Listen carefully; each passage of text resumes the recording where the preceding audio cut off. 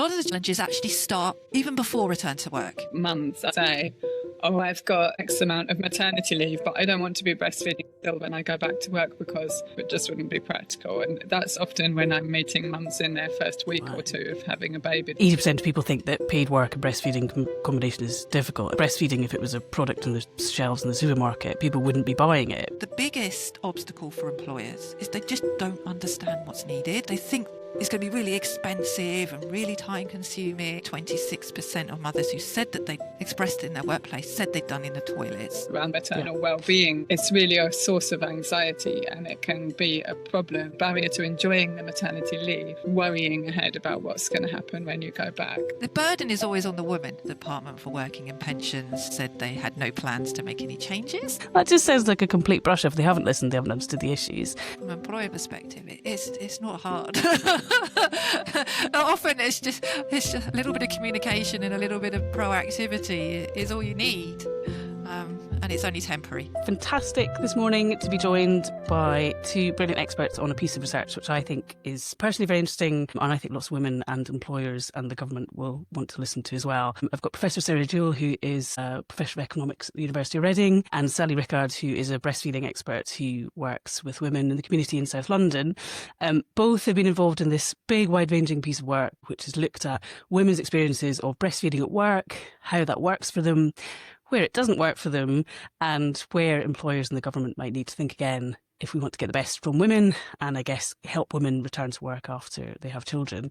And thank you both very much for joining me this morning. When you started this piece of work, Sarah, maybe what did you set out to find out, and what did you want to explore? Well, it actually stemmed from me and a colleague who was on the study. We actually went on maternity leave pretty much similar time, gave birth during the pandemic. So I spent a lot of time on online forums, desperately looking for breastfeeding support. But one thing we sort of discussed a little bit later was actually how many women were asking questions about returning to work, something we were both thinking about how on earth is it going to work. So as academics do, we thought, well, actually, let's go and actually explore this, because it's obviously something that mothers don't understand what to expect. Employers don't know what they're doing, and this was anecdotal at the time. So we were lucky to get funding. So the study itself was on maternal well-being, infant feeding and return to work. And what we really were interested in is understanding the lived experiences of the group of mothers who wish to continue to breastfeed, with an emphasis on the implications for their well-being, which often gets overlooked. Often the emphasis, well, obviously, importantly, is on the child and not the mother. So we're very keen to look at it from the mother perspective, really to get a grasp of how mothers can be better supported to meet their infant feeding goals when they return to work, but also understanding the employer perspective, how they can be better equipped to support their breastfeeding employees. And that's really, I guess, our project in a nutshell. Women are returning to work from maternity leave here in the UK. If they are still breastfeeding, it's not uncommon for women to still be breastfeeding.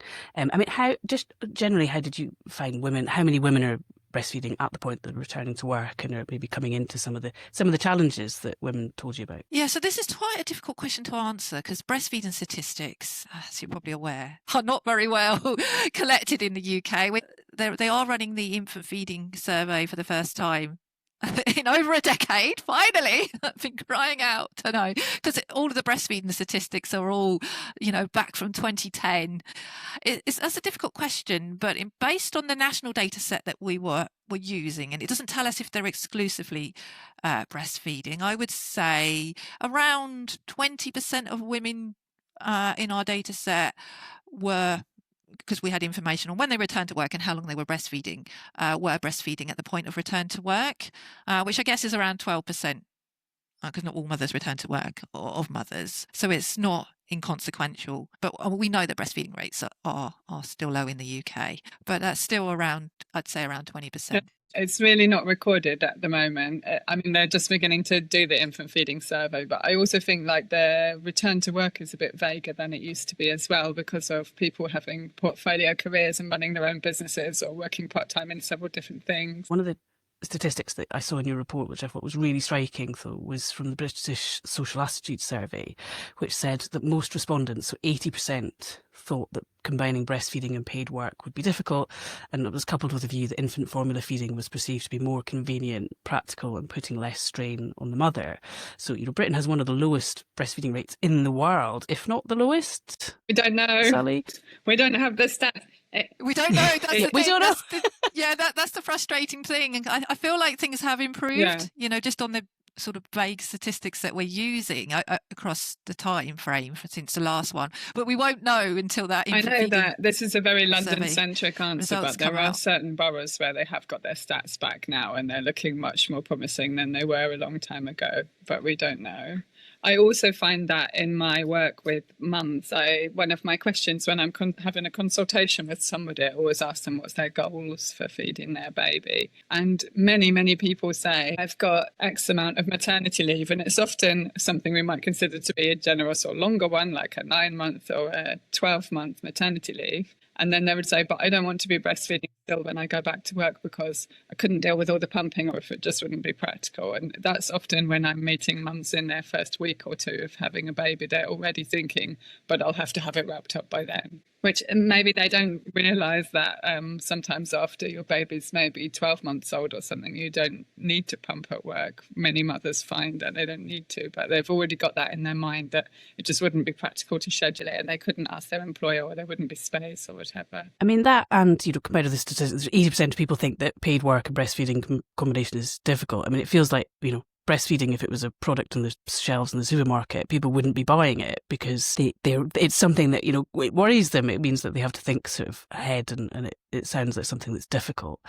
This feels like already a really useful finding. Just going back to what mums told you in the survey, what were the kind of main challenges that they talked about? And maybe then we can lead into what employers and mums and the government might want to think about to make things better for mums and employers. Yeah, so we talked to mothers from a range of industries, different occupations. So we got quite a broad range because often previous studies have sort of looked at one sector, teaching or health or higher education. So it was nice to sort of get that really broad picture. But despite there being so many different types of jobs and things, the same things were coming up.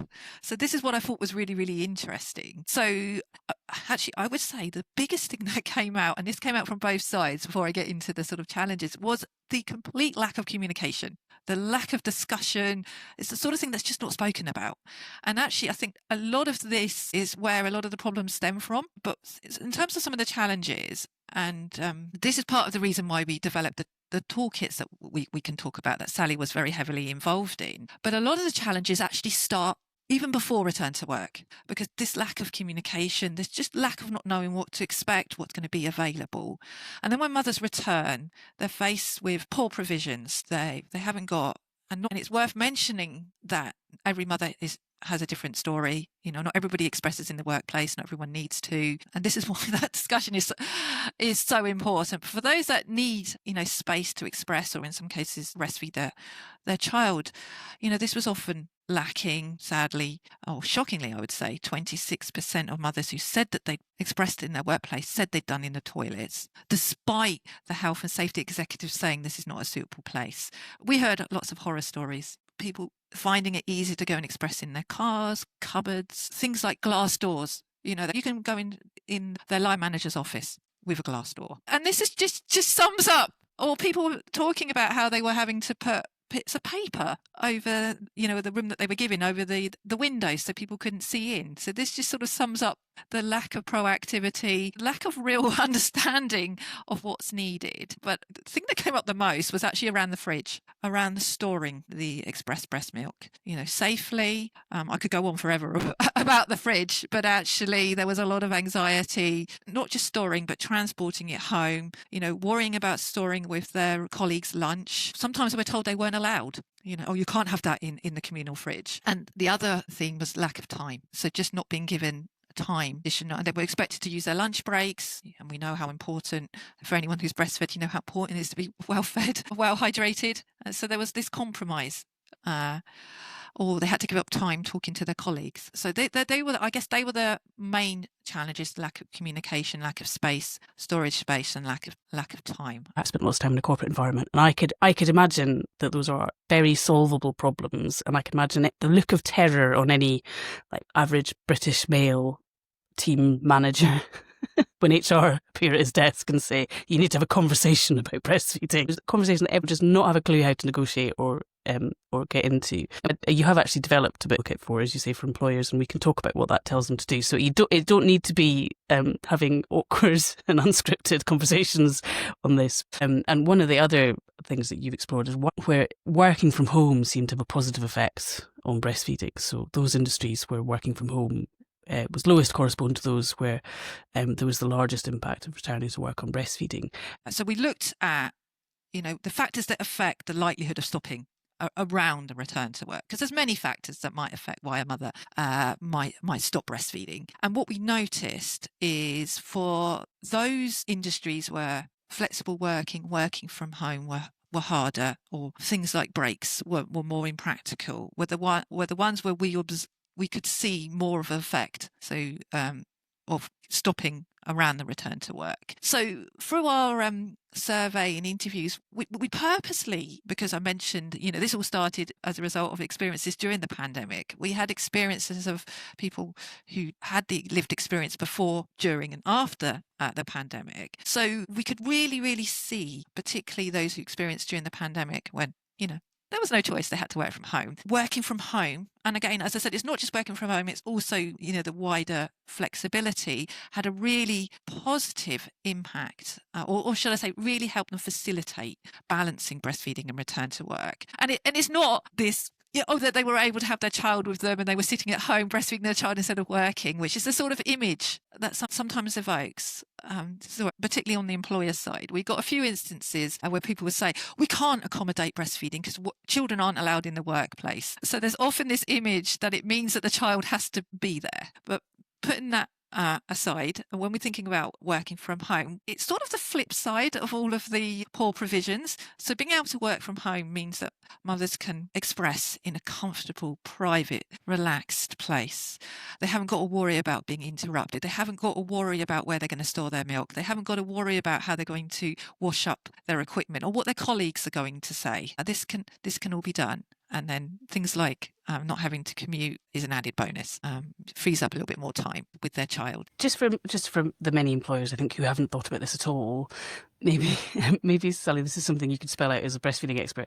If a mum is expressing or feeding her baby, what is the benefit, or why might there be problems if she doesn't express at a particular time? You're much more likely to get mastitis, which is inflammation of the breast tissue, and actually that can lead to sickness where you actually feel like really feverish and flu-like symptoms and just very, very ill, and even to abscess and hospitalisation and so on. But it's really quite easy to get if you have a change in your feeding patterns, if you've been pumping a lot and you stop pumping, or if you've been breastfeeding a lot and you don't get time. So if somebody's at work and they're starting to feel like uncomfortably full and they don't get the opportunity to go and express or breastfeed, then they're really risking getting mastitis. I think that was the basis of the famous case with EasyJet, which went to tribunal, where they were found to be doing wrong because their mothers were at risk of mastitis. And that was what happened in that legal case, where they were obliged to allow them flexibility for as long as their breastfeeding journey. Yeah, I mean, and so for HR professionals who are listening to this, it's a real health and safety. There's good case law on it, but you really don't want your employees to be risking abscess, feverishness. There's other more long-term things as well because of the health benefits of breastfeeding. It's kind of harder to make a case for, but because of the long-term benefits for mothers and babies of breastfeeding, there is actually some employer responsibility there to ensure that their breastfeeding journey is as long as they prefer it to be. Because it would be very hard to prove, but because of the protection against hypertension and heart disease and breast cancer and so on that come with breastfeeding for longer. So if you're the kind of employer that gives your employees work perks like health care or access to, medical benefits, then this feels like another health benefit that you aren't probably thinking about, but should be, and something that actually probably is quite easy to accommodate. So, and just back to the home working point, I mean, I know lots of mums who have, dad looks after baby or granny looks after baby downstairs or baby's in a nursery nearby, but just that ability to be physically closer to your baby to feed them is a huge deal. And it doesn't need to be a permanent arrangement necessarily. It can be a temporary arrangement as mums transition back to work. It does feel like that. I mean, I just think I can think of all of the people I've ever worked with. I don't think anyone would have a clue even how to approach that conversation. This is something that we try to really spell out in the guide. What are the timelines, all the rest of it. In theory, you have the right to change your maternity leave that you've agreed with your employer, or to have some flexibility towards the end of it to extend it. But so many people, for their reasons of their family finances, have basically decided even during their pregnancy, or don't really have much choice of when they need to go back to work. And we tried to explain it in the mother's guide and the employer's guide that actually it's really a very temporary period, this breastfeeding. Even if you're breastfeeding quite long term, it may well be everybody's different, everybody has different needs. But for instance, a mother with a baby of 6 months old, when they go to returning to paid work, might need 2 or 3 half-hour, 20-minute breaks during a working day for the first few months. And then after that, they might only need one. Or back to your return to work comment, it could be that there's workplace childcare, or they're living near to their childcare place, and they could literally maybe just do one really thorough breastfeed in the middle of the day and actually still maintain their milk supply and not get mastitis and feed their child as the child needs. So it's actually very quickly changes. It's not something that's going to be a really long-term issue. I mean, and I know that it's gone out of fashion, but nurseries in employers' offices, particularly in sort of big shared buildings, was a very progressive idea. It comes up time and time again with Reflect. And we did have examples. Yeah, we did have examples of this, but the mothers always described themselves as privileged, lucky. And I always felt, this always made me feel really sad, I'm so lucky that we've got. And of course, since the pandemic, it's not always as practical because people are sometimes working from home and sometimes in the office and hybrid working. So there's definitely practicalities. But I mean, you sort of, just to spell it out though, you have got a guide, how-to guide on your WORKFEED website. So WORKFEED, it's very easy to find. Which is one for mums and for employers. So for employers who haven't thought about this at all, and but probably do things like they've probably all got a menopause cafe and a menopause policy. I think that has become quite embedded in workplace culture. But what for breastfeeding at work, what do you want employers to do? When we wrote the guide, it was all about it's not one size fits all. I should add, we had an applied linguist on in the study team, and she did a lot of work about how to have those awkward conversations, both on the mother and the employer side. So really the guide is aimed at both, because I think the biggest obstacle for employers is they just don't understand what's needed. They sort of, in their head, they think that they've got to do, it's going to be really expensive and really time consuming. And actually, do you know what the most common thing that a woman in our study, when we asked what they would have liked, they simply said, I wanted a conversation. I wanted a discussion. And I didn't want to be the one who had to push for it. So they wanted their employer to come to them. What do you need? How can we help? And have that two-way discussion. So a lot is sort of spelling out, what might be needed. It's not necessarily about having a fancy room with all the bells and whistles, but being aware that having needing somewhere private and hygienic, because we know, that toilets aren't a suitable place. How long a mother might need to breastfeed, giving them an idea around, as Sally already said, that this is often temporary, it's changing. So we sort of we gave them a sort of template breastfeeding policy, communication pathways, what conversations to have when, how to broach the subject, what a risk assessment should cover, because this is something that's not happening. 31% of mothers who said that they told their employer that they were breastfeeding actually said they then had a risk assessment, which is actually a legal requirement. So really our guide is not really telling them what to do, but really helping them with, what's involved, what's needed, how you can approach it, and here's some tools to help you. Even just having you said the awkward conversations, Fiona, but if they at least have a breastfeeding policy, then there's something for people to refer to. And I love the Same. fact that Sarah's research is really focused around the maternal well-being, because then came out of that the fact that it's really a source of anxiety and it can be a problem, a barrier to enjoying the maternity leave, worrying ahead about what's going to happen when you go back. So at least if employers have some kind of like policy and protocol, that can take away a lot of that anxiety of mothers wondering whether or not to broach the subject or if it's going to be difficult. What do you want to see from government on this area? Because it sounds like it's not working. Like, it sounds like there are already good, solid legal protections for women who are breastfeeding, but none of the stuff that should be happening is really happening.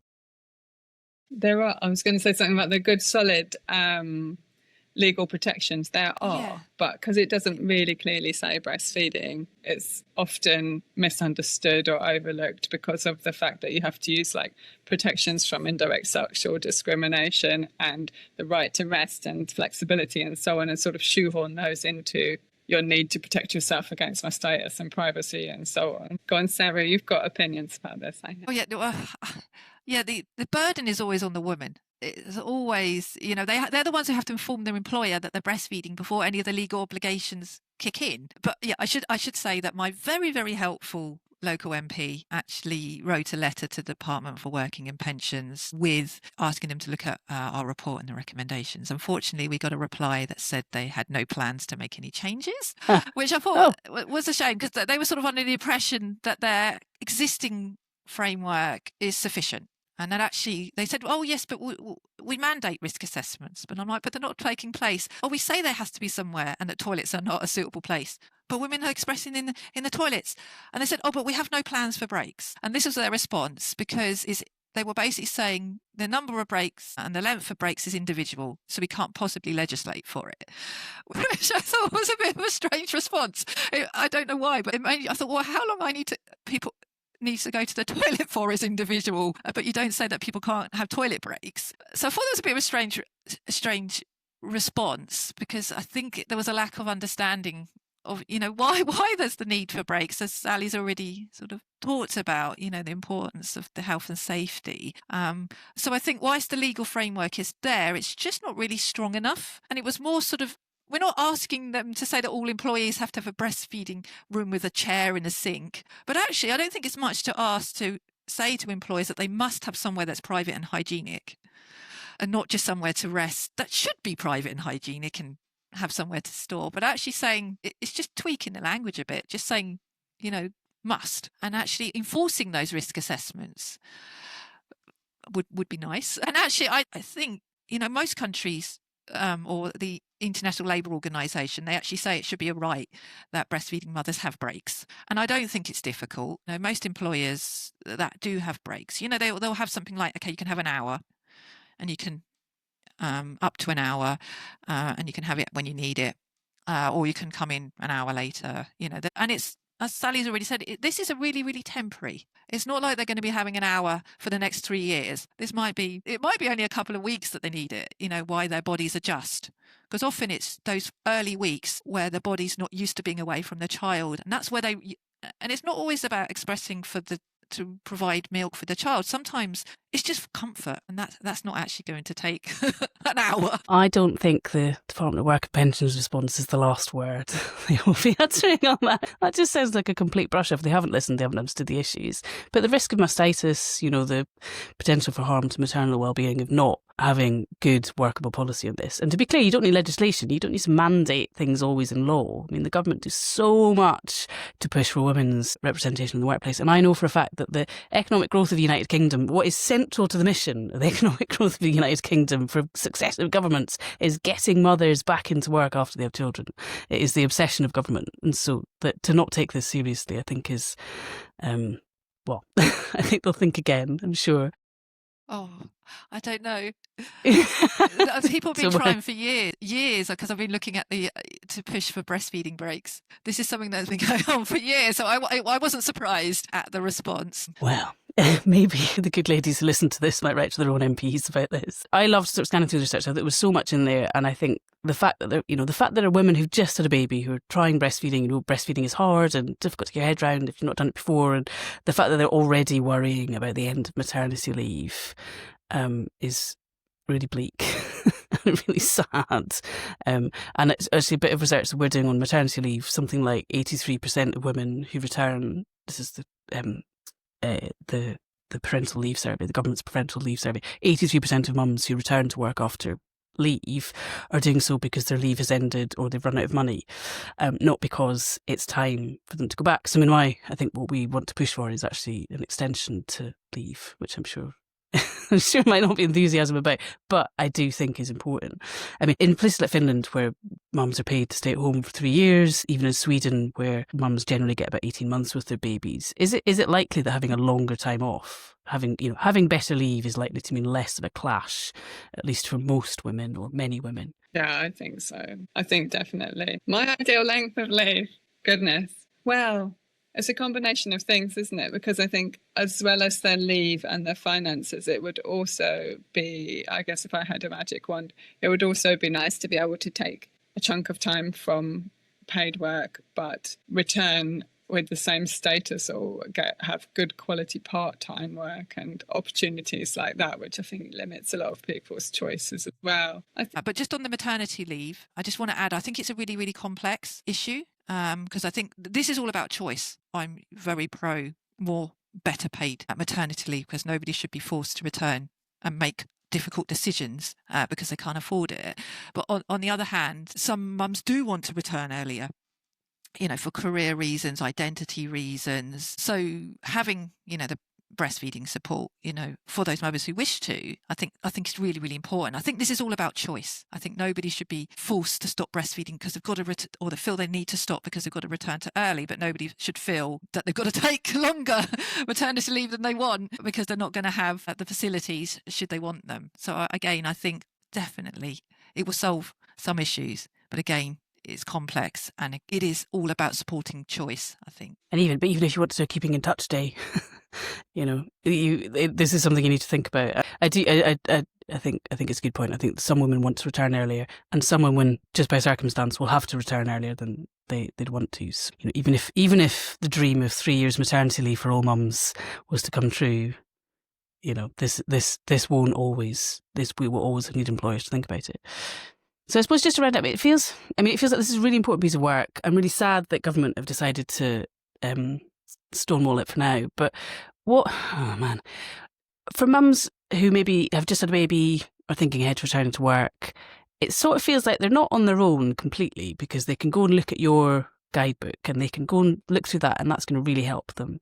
But to some extent, they are going to have to be the ones pushing for their employer to do the right thing, aren't they? So, and maybe mums who've been there before, rather than, because there's those that are literally on the cusp of returning to work, and they really are in the thick of it, as we all know, with like the sleep and the breastfeeding and the feeling stretched and so on.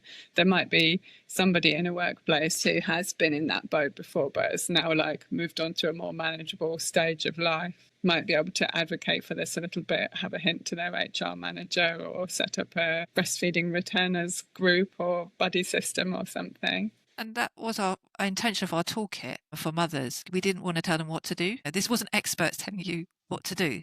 This was based on lived experiences, and then what we've learned from those lived experiences to sort of help them think about how they can navigate.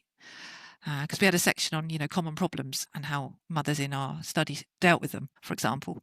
So it's WORKFEED. If you Google that, that's really easy to find. So there's lots and lots on there, I think. I'm really glad you've looked at this. And so thank you very much for looking at it. I think it's a really good, big, I would like to say it's the first step in things actually maybe changing a bit for women.